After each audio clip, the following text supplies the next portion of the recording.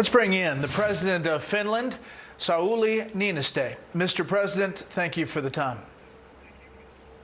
Thank you. You share a long border with Russia. If you look at the map, you could draw almost a perfect triangle to Moscow, Kyiv, and Helsinki. How do you see the last 8-9 days?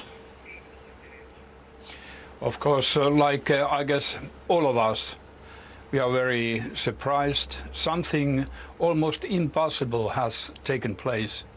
No one could have imagined that in Europe, in 2020, something like this would happen. And it seems to continue.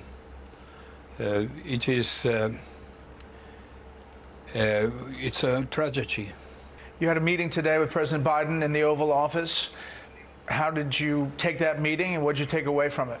We discussed quite a lot, not only of the current situation in Ukraine.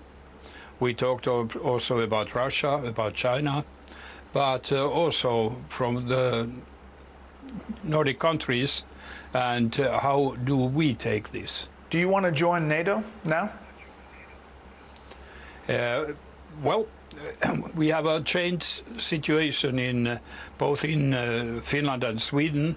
For the first time, we see that majority of people are pro, according to the polls. And this is something we have now opened discussion with our parliament. We try to define all the circumstances, all the risks and all the benefits. And doing that quite efficiently as soon as possible. Mr. President, there's an article in the Atlantic Council. It says, will Finland and Sweden join NATO now? I'll quote from that. For Finland, the shadow of history is always present. An 833-mile-long border with Russia means that Finland knows it can never take its sovereignty for granted. Finns haven't forgotten Soviet demands on their land and harbors in 1939. While secretly preparing for an invasion, which Moscow launched in November of that year. There is a lot of history that maybe will lean you now, considering what's happening, towards getting into NATO. Yes, back to 1939, except that Russia attacked, we protected and defended our country. They didn't come in. One has to remember that.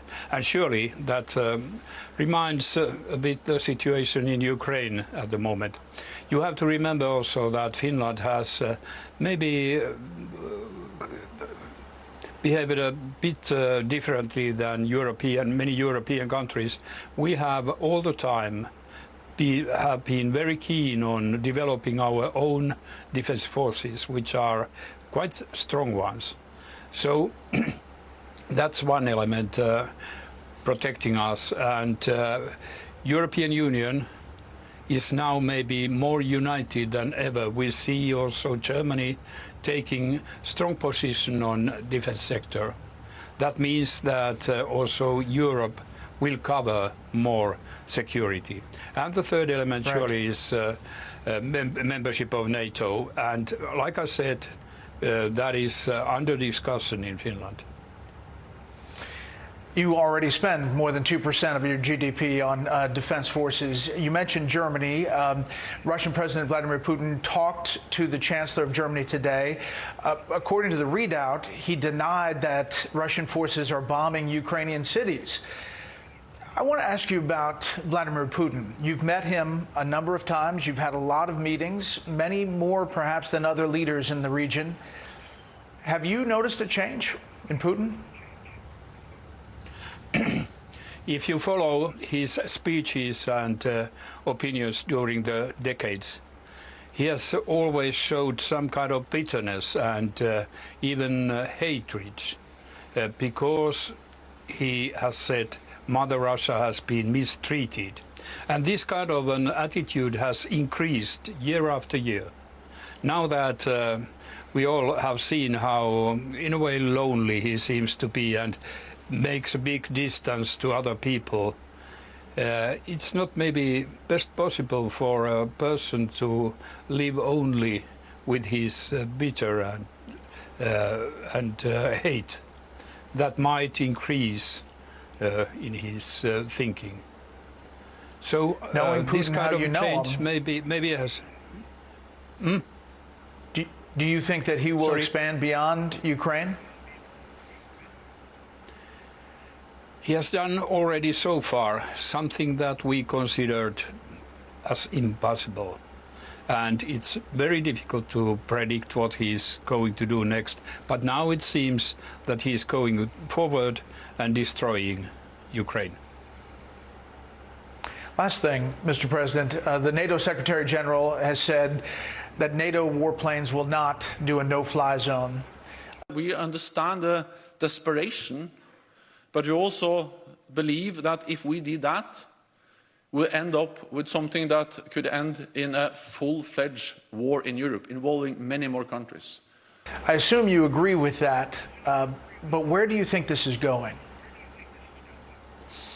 Surely it's a NATO decision, but I understand that now everybody wants to avoid more escalation, which is all the time very nearby. There might be even accidental deeds which suddenly break out, and if we have escalation, we have a huge war in front of us. So trying to safeguard that, I think, is the reason why NATO is not present. President of Finland, Mr. President, we really appreciate your time on Special Report. Thank you so very much.